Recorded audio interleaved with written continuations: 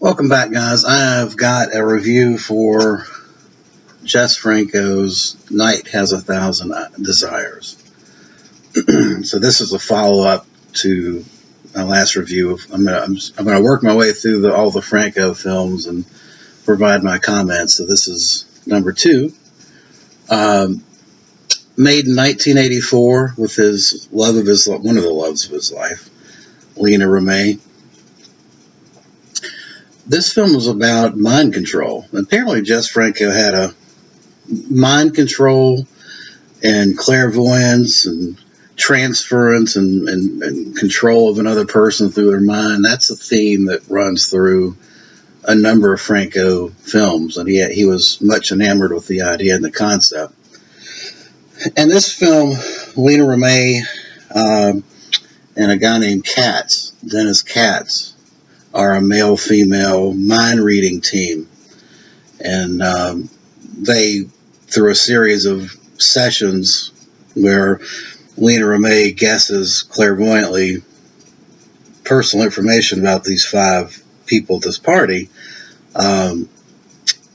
she subsequently decides that she doesn't decide, but she's basically being controlled by this Svengali-like guy played by Katz. And he breaks up with her.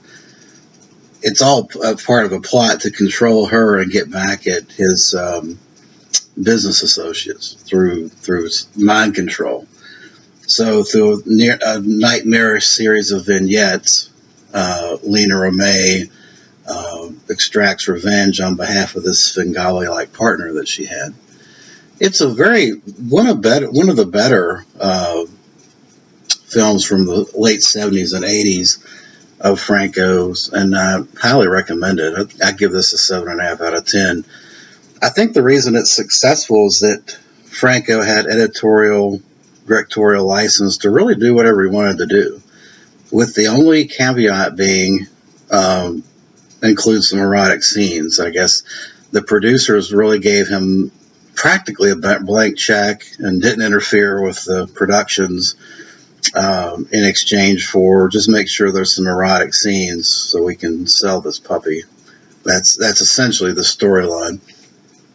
But at this point in his career, in the late 70s and certainly on into the 80s now, he could pretty much do what he wanted to do. And I think this kind of film is what exemplifies the type of artistic license that Franco would have had he been unencumbered in prior years.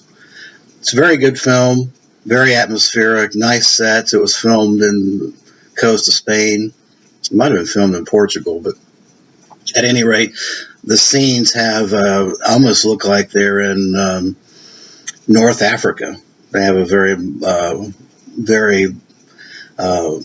Middle Eastern type look and feel to them, like these windows you can see portrayed here. There's a castle that looks a lot like that, but apparently it was filmed in Spain. At any rate, the setting is a little off-putting. You don't feel like you can get your bearings, like, where is this happening? It's a complete, from the sets to the script writing to the the cinematography, it's all set up to do and kind of puts you in this off-balance dream state. So I think this is one of the film that epitomizes kind of Jess Franco's world and where he wants you to visualize it with him. Very interesting. You know, you have your obligatory nudity and bush shots. I mean, you're going to get that from Franco. I will say this: that Lena Remey, she'd been in a lot of movies at this point. And in 1984, I mean, she'd put on a little weight, but she's still a knockout. Really a gorgeous, gorgeous woman. I mean, so I can see why he was so enamored with her. And she really does an excellent job acting in this.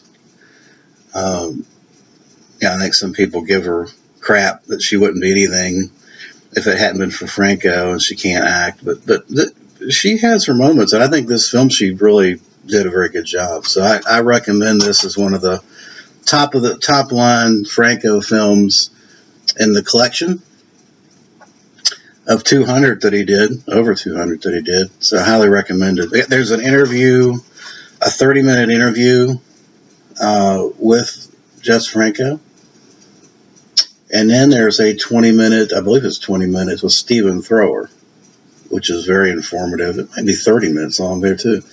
But this is an excellent Mondo Macabre release, and I highly recommend it. So if you have an interest in Jess Franco and sexploitation, mind control, this is your movie. All right, guys. Thanks for watching. Appreciate it.